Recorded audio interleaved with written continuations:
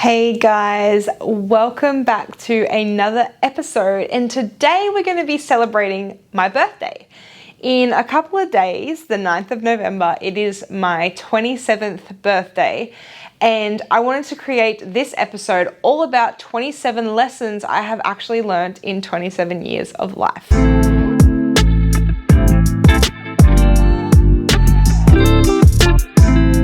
So I had to sit down and actually kind of reflect on my whole life, on the biggest lessons I've learned. And I could have rattled on so many, but obviously I stuck to 27, and that's still quite a lot to get through on a video. So I'm going to try and make them super short and quick, but I wrote it on my phone because there's a few of them. They're in no necessary prioritized order, but I'm just gonna let them rip, I guess. I can't believe I'm 27 for one. When someone asked me how old I was this week, I was like, oh wow, 27. Like, I don't feel 27. I still feel like I'm quite young, but still quite mature. And I just recently celebrated my 10-year school reunion.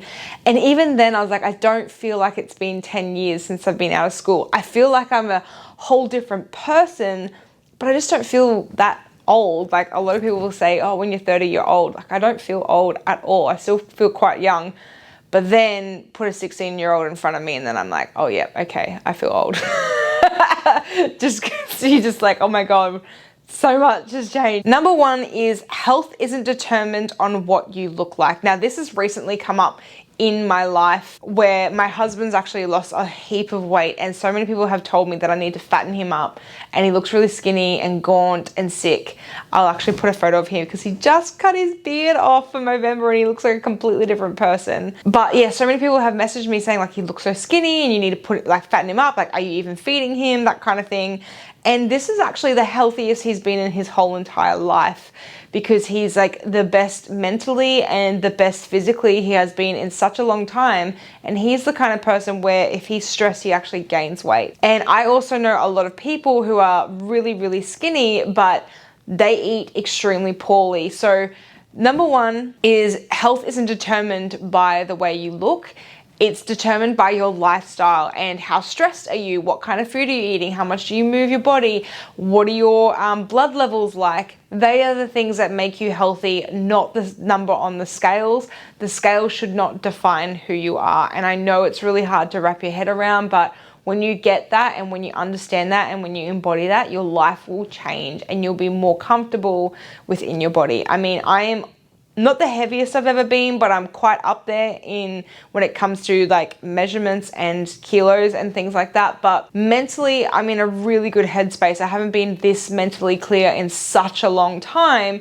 So I actually feel the healthiest I have been in quite a long time, regardless of what my body is actually looking like. Number two is experiences will keep happening until the lesson is learned. Now, this is one more so in particular. What came to my mind was relationships. So every relationship I had been in before I got with my husband, Ashley, it always ended because there was another woman. They either left me for another woman, either they cheated on me with another woman, or they had in mind somebody else. So it always ended with the other woman. And that was a lesson I needed to learn, because my childhood, my father cheated on my mum multiple times and my mum continuously allowed it to happen. And it was all I knew. All I knew was relationships looked like that. That's what a relationship and a normal relationship looked like. And until I learned that lesson to realize like that isn't a normal relationship, a relationship in my opinion is XY, that's when I started to realize that I needed to change that belief and change that lesson and learn that lesson to understand what I was actually worthy of. So the moral of that story is things will keep occurring, whether it's your health, whether it's your money, whether it's relationships, your career, any area of your life, friendships even. The lesson will keep happening. The situation will keep occurring in so many different areas in your life until you understand the lesson. So a powerful question you can ask yourself is, what is the lesson in this?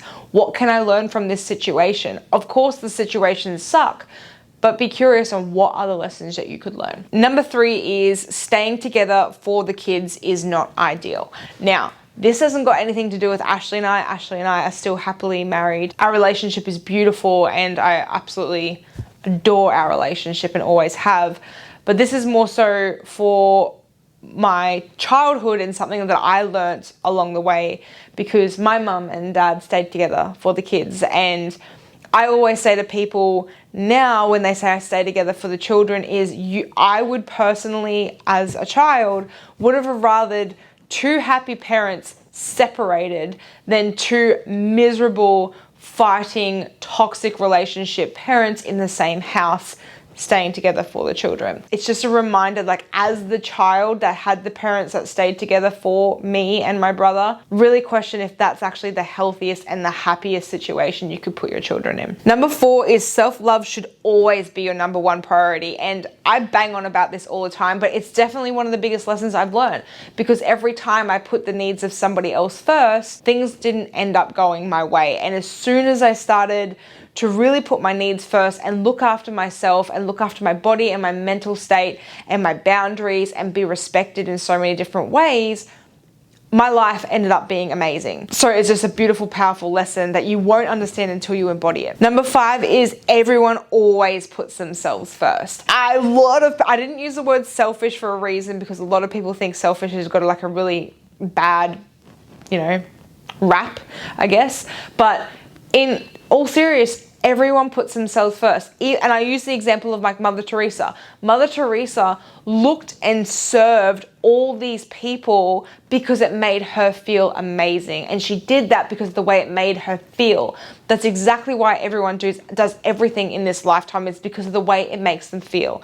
They want to eat McDonald's because it might be easy, or it might be, it might taste good or whatever. People cheat on other people because of the way it makes them feel, because it's easier for them. Like, everything happens because everyone's always putting themselves first. Everyone's always thinking about how it's going to serve them. Once you understand that, you kind of get and understand why people do what they do. You're just like, okay, you know what? No worries. If that's how you choose to put yourself first, then that's totally fine. And you kind of have a bit more of an acceptance. Number 6 is everything great in life has challenges. Now, this in particular, I'm going to talk about parenthood, because so many people bang on about how hard parenthood is and how, challenging toddler life is, and how you never get any sleep and it's not worth it, and don't have children. Now, I was one of those people that always said like I didn't want children or a child. I'm definitely okay with having one. I do not want any more.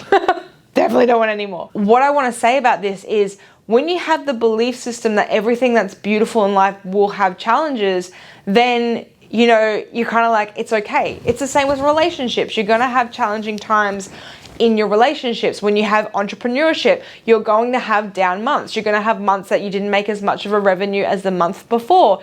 Everything that's amazing in life will have its challenges. Being really good with your health and your food, you're going to be challenged by not eating that deliciously disgusting burger that smells incredible, but it's going to make you so sick. There's challenges in everything that's really, really good in life. So if you look at it from that perspective, you can be like, it's okay, because the outcome is so worth any challenges that arise, because they will pass. All challenges will pass. Number 7 was something that actually took a while for me to realize, is positive mind does not equal positive life.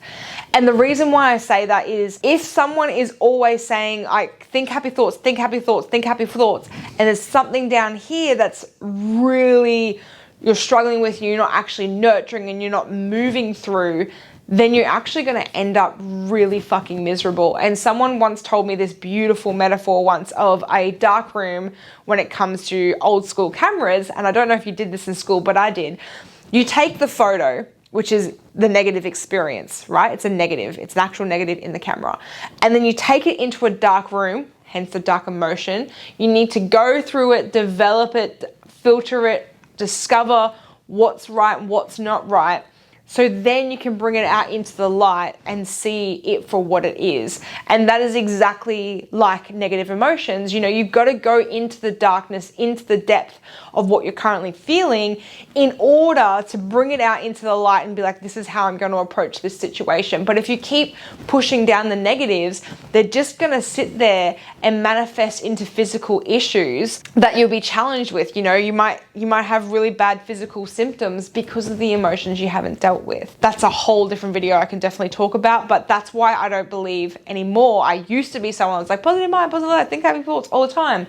But once I started to discover that I was pushing down my negative emotions just to be positive all the time, it was not serving me anymore. So it's really important to face your negative emotions rather than just trying to put a layer over it and just, it's kind of like having a fucking dog shit right there and just spraying perfume in the air. It's not gonna go away unless you get rid of the dog shit. So you have to really go through, pick it up, deal with the situation, get rid of it, so then you can smell the beautiful essential oils that you tried to spray over the dog shit. I hope that makes sense. That was a really weird metaphor that came to my mind. The next one is we are in control of much more than we think. And this is something that has occurred my whole entire life because I am a control freak. I have a fear of being out of control.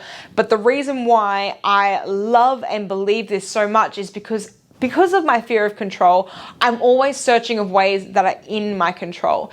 And things that I have realized that are completely in my control are my emotions, the way I react, how I react, my actions, what I do every single day, and those things. Like a lot of people, including myself in the past, have turned around and been like, she did this to me, he did this to me. If it wasn't for him, I wouldn't be feeling this way. And that is possible. We are humans, we feel these emotions, but sometimes we can change our reaction and we can change our actions. And sometimes the action might be cutting that person off so they no longer have access to us or are even allowed to make us feel that way ever again. There is so much more in our control. The way we spend our money is in our control. The way that the world goes is in our control, because if we circulate money in a way we want the world to change, then we're actually doing a great part in changing. For example, if you're so into the environment and you want the environment to flourish, your control is the way you limit your waste, reduce your animal products. There's so many different ways that you actually have control. We think that the government needs to do it, but us as individuals, if we just started to choose what we had control of and did those things that we know we have control of, we could actually start shifting the world without even the government realizing. So that's just a bit of an insight on the way I believe that we have so much control, more than we even thought of. The next one is quality over quantity of friends. I was somebody that always believed that having more friends made you not superior and not entitled, but like you just were a better person and well-known person. Like you have to be well-known and it makes you successful and all these kind of things. But I learned along the way that quality of friendships are so much more important than the quantity of friendships. You could have a lot of acquaintances, but then have nobody that gets you, and that's a really, really lonely life. So it's really, really important to hone in and nourish the quality friendships that you have, and be okay that you can't be everything for everyone. That's super, super duper important. You can't be everything for everyone. So focus on the quality relationships you do have rather than having so many friendships, because it can be really overwhelming and exhausting. Number 10 is letting go of people is actually important for your personal development. Now, this is something that was really challenging for me, and it's challenging and comes up for so many people that I work with, is they know that people in their life are actually no longer serving them, but they're challenged by letting them go because they feel bad and they feel guilty and they feel selfish and all these kind of things. But sometimes the people that are in our life no longer serve us. It doesn't mean they're bad people, but we're putting too much energy into the people that no longer serve the kind of person we want to be. So it doesn't necessarily mean we have to completely cut them out of our lives, but just reduce the amount of energy that is going towards them. Because if we're focused on people that aren't serving us for our highest good, we're going to stay in this box that we've created for ourselves without even realizing it. Because like all the successful people say, you become who you surround yourself with. And if you take a look around at the people you surround yourself with, and they're full of drama and they're full of debt and they're full of nitpicking and bitchiness and all that kind of stuff, if that's what you're surrounded by, then that's all you're going to be. And it's really scary sometimes to be like, I know I'm worthy of more, because you know they haven't done anything bad because they are a good person. But sometimes you have to do that in order for your sake of growth, which can be challenging. Doesn't mean you have to degrade them and drop them off the face of the planet. You can do it really nicely and consciously, but it's important to know that sometimes that needs to happen, including family members. I've had to do it with family members as well. Number 11. Fear is your brain keeping you safe. Now, this is a freaking huge one when I realized this. Like, I thought that we have all these fears for a reason, but in short, all fears are our brain trying to keep us safe. Like back in the caveman days, fight or flight, that situation of anxiety, fight or flight comes from back in the caveman days where we were always on the lookout for something that was trying to kill us. So it's trying to always keep us safe. Like, don't go out in the darkness because you don't know what's out there. Don't do this, don't do that. Like, if you try and jump off a hill, you could hurt yourself, so don't do it. So all these fears are actually occurring because our brain's trying to keep us safe. And when we understand that our brain's trying to keep us safe, then we can understand why we have those fears in the first place. But we have to remind ourselves that we are safe. Nothing's going to actually happen to us. And if something does happen to us, there is things that are in our control that we can work towards. Like, for example, the fear of jumping out of a job into your business can be fucking scary because you don't have that wage and all that kind of stuff. But if you can be like, it's okay, I'm safe, it will be fine. If it doesn't work, I can always get another job. You're still protecting yourself. So fear is just an illusion. So it's really important to remember that fear is, it's just your brain trying to keep you safe. It's trying to be nice to you. Number 12 is the little voice is more important than the big voice. Now, what I mean by that is your little voice in your head that's going to like, hey, psst, go this way. It's okay. Go do that way. Go do it. It's okay. Quit the job. It's all right. I've got you. That little voice is your intuition. And the big voice is your inner critic. Like, fuck that. Don't you dare. Like, what about all the bills you have? What about, what is your parents going to think of you? All that kind of stuff. That's your inner critic. And that's the one you listen to because it's the loudest. But the one that's really like the small nudges going, hey, lean this way. Just do this. I've got you. I'm safe. We're safe. It's fine. That's your intuition, and that's the one that's super duper important to focus on. Always listen to the little voice. Number 13 is debt isn't the bad guy. I actually only really kind of listened to this one about a year ago. I was always afraid of debt. Like, everyone I ever spoke about was like, oh, I'm in so much debt, da da da da da. But debt can actually be a good thing, and the way to understand that debt is a good thing compared to a bad thing is a bad debt won't make you money in the future without you having to work.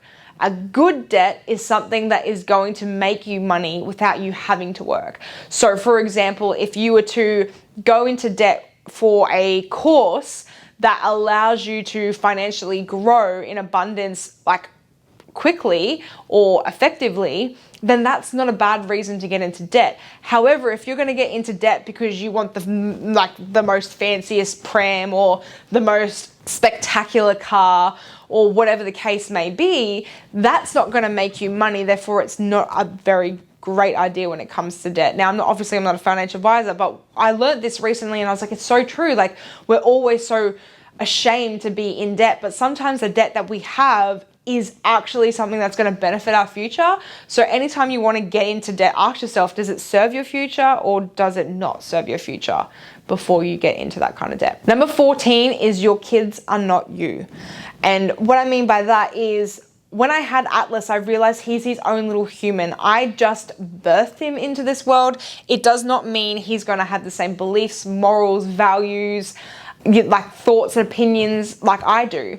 And I have to respect that. I have to understand that he isn't me and I didn't create him just to be a mini me. I have to support him in order to him to flourish into whoever he wants to be. I can, kind of give advice on what's right and wrong in my personal opinion, but also at the same time, he is his own human. I have to respect that. So when you look at your child as if they're a complete individual and not you kind of can create a better relationship with them because you realize they're just another human being. And two, it's easier for you to have not as much control over them because sometimes we get into this state of like, you must do this and you must do that and that's bad and that's good. It's easier for us in the future to understand like they're just their own human, they're just learning their own things and they've got to experience their own things also. Number 5 is a house full of stuff doesn't make your heart full. I love this because now I'm a hardcore minimalist declutter queen. Although this here with all my books makes me look like I have too much stuff. But these books here are actually for my clients. When I ever feel like any of the clients that come in need a book, I look at them and I go, oh, this is probably a great book for you. Anyway, off topic. But yeah, I've learned that the things that are just in your house and the things that you own does not make you fulfilled. The more stuff you have, the more it can make you feel cluttered and, you know, like, I feel like, me personally, I just feel like you don't appreciate all the things you have when you have so much. You know what I mean? Sorry, I got the hiccups. Yeah, so when you have a house full of stuff, you like have experiences, create beautiful experiences for yourself, go on those vacations, or, you know, travel somewhere new, or jump out of an airplane, and those kinds of things. Like, they're the things that you will look back on and appreciate you did, rather than buying the shit that you don't even remember having, or help other people. Number 16 is being yourself changes every single day. This has come up so many times in my own coaching, because I say, you know, I don't know who I am. Like, all these people saying I'm so lost and I don't know who I am anymore. But the thing is, like, you as a person changes every single second. The person I was last year and the year before that and the year before that is such a different person to who I am today. So it's not about finding who you once were. It's about really being aligned and authentic to yourself in the moment. One thing, and if any of my friends watch this, they're gonna be like, fucking knew it.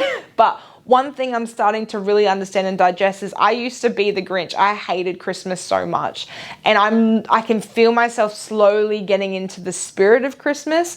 And that's not me going back on my word. That's just me changing and evolving as a person. Now, that doesn't necessarily mean that there's parts of what I once believed that are not true for me now, meaning like there's some beliefs that I still believe in, but there's other things that are shifting for me that I can recreate Christmas to be my own. And that's okay. So that's really important, is it's okay to keep changing as long as you feel 100% solely aligned and authentic to who you truly are. In every single moment, it's totally fine. You have to be okay with that. Number 17 is failing is required. If you do not fail, it means you haven't tried. I heard this beautiful quote and I can't even remember exactly what it was. It's like, the opposite of success is not failing. The opposite of success is not trying. When you're not trying, you're not even giving yourself the opportunity to succeed. But again, fear steps in the way because it's trying to keep us safe from the feeling of not failing. Failing is required because sometimes it filters out going, okay, that didn't work. What will work? Let's keep trying. Number 18 is relationships need to be watered. And I am such a huge believer about it now, because where you flourish in your relationships are the ones that you're actually really truly watering, like a plant. If you're not focusing on that, then you're not going to have really fulfilling, nurturing relationships. So many people get into marriages, as an example. This should have been one of my 27. You get into a marriage thinking marriage is the next step up from a relationship, but what actually takes your relationship from a marriage to something that's like even better is your communication, your connection, your understanding, the way you hear them. Like, that is what gives you the next level up from a relationship, not marriage. Everyone thinks that marriage is the next step up, but it really isn't. It's just another, you know, have a name and a ring, and it's harder to divorce, and you have the same last name as your kids. But like, marriage isn't the next step up. Marriage is materialistically the next step up and a success tick for a lot of people on their success list. But that doesn't mean marriages are good, soulful relationships, and that's really important. You have to water the relationships that you love. Always be growing. That should have been another one too, is always be growing. Number 19 is never go to bed angry. One of my actual core beliefs, and really strongly about with my husband Ashley, is we never leave the house angry, and we always say goodnight, love you, and goodbye, love you, because you don't know. I mean, I have one of my closest friends, unfortunately her husband died in his sleep in a different country. And I could only imagine how hard that would have been. But could you imagine if you went to bed angry that night too? Like, people go, oh, it's like, you know, one in a lifetime chance, but it's not a chance I'd want to take. I would never want to go to sleep angry knowing it would be the last thing I said. So it's just really, really important for me, is to have that belief of never going to bed angry and trying to complete a fight or an argument before they leave the house, or they get off the phone, or go to sleep with anyone, not just your intimate relationships. Number 20 is the universe has your back. There was once a time in my life where I was thinking, oh, why is this happening to me? Why? All these bad things are happening. Blah, blah, blah, blah, blah. And then I started to realize that the universe actually does have your back. The things that you really, really want in life, the universe actually is helping you have those things. You've just got to believe in it. If you believe the universe has your back, the universe has your back. Simple as that. You've just got to trust. Number 21 is you can forgive and let go without the other person being involved. Now, this is such a big one because a lot of people feel like the other person, the other party, doesn't deserve your forgiveness and doesn't deserve for you to let go of the anger. But the thing is, it's not about the other person. Who it's about is actually you. You deserve to let go of the anger. You deserve to release and forgive and move on from it because it's holding so much pain inside of you. So sometimes you actually need to actually let go and forgive for yourself, not for the other person. I have forgiven many toxic people in my lifetime, bad family members, really mean friends, the person that sexually assaulted me. I've released and forgave those people and the experiences they've created for me in my lifetime for myself, for my own healing journey. It's one of the most powerful things you can do. Number 22 is gratitude is everything. You can't be angry and depressed when you're grateful. It's actually that simple. And when I started to focus and shift my attention to what I was grateful for every single day, life just got so much better. I started to notice all the beautiful things that were happening in my world. So it was really, really powerful. Start being grateful. Start actually being having the intention of gratitude every single day. Number 23 is thoughts aren't real. Sounds weird, I know. But when you have a thought like, oh, you're not good enough, or oh, you're not worthy of that, or oh, you absolutely look fucking ridiculous in that dress. Your tits look huge.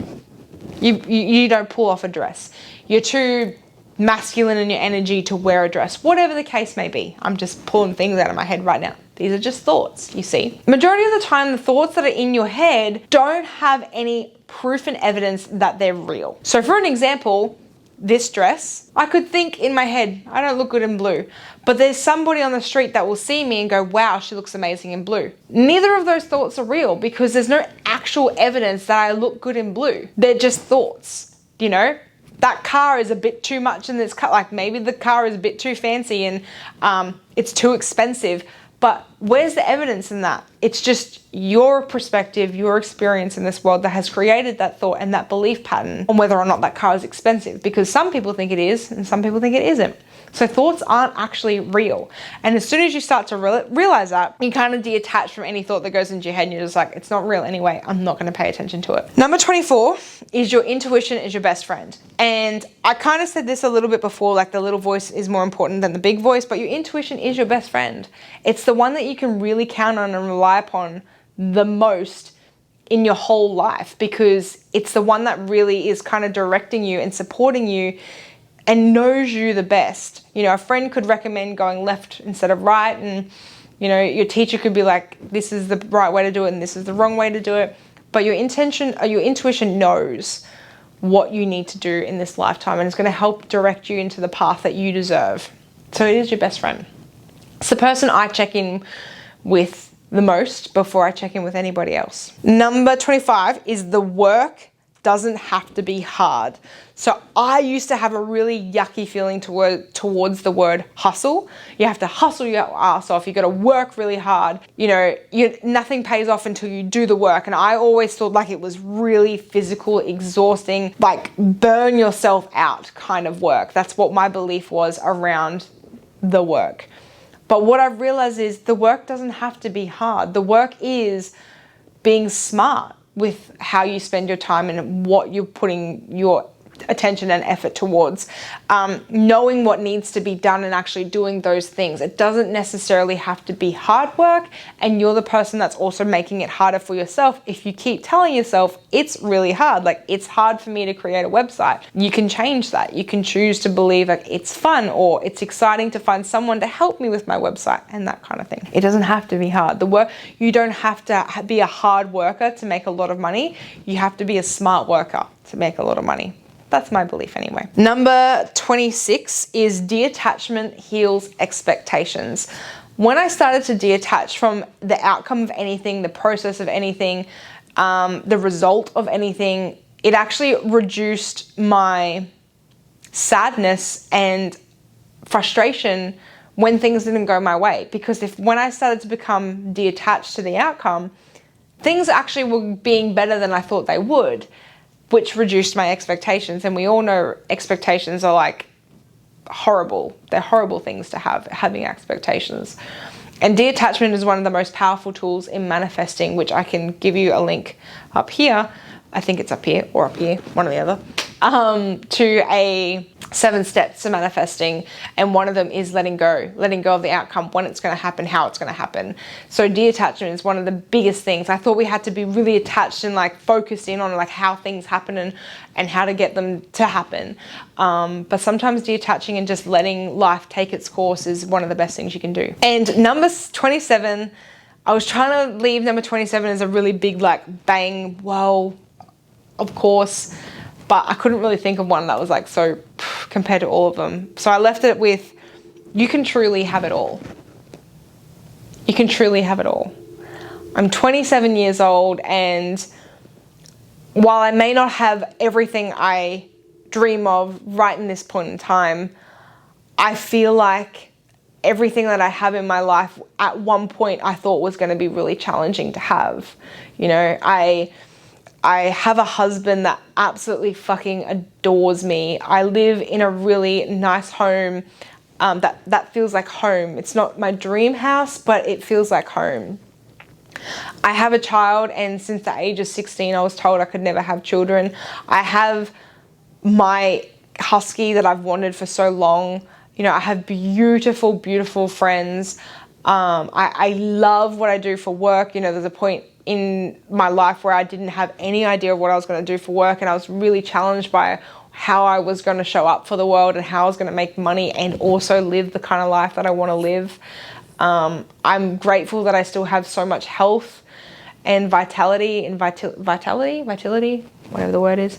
You know, I can have it all, and I know that I'm not stopping now. You know, like there's so much more that I really want to achieve and things that I want to call into my life. So not only to help me and serve me and fulfill me, but also to help you guys and fulfill you guys in such a beautiful, conscious way.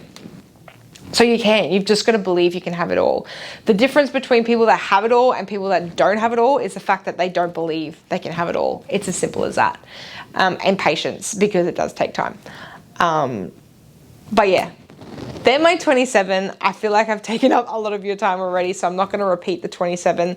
I'll put them in the description below if you wanted to keep a copy of them. But yes, that was what I wanted to share with you guys today. I hope you enjoyed it, and thank you so much for being here watching my video for my 27th birthday.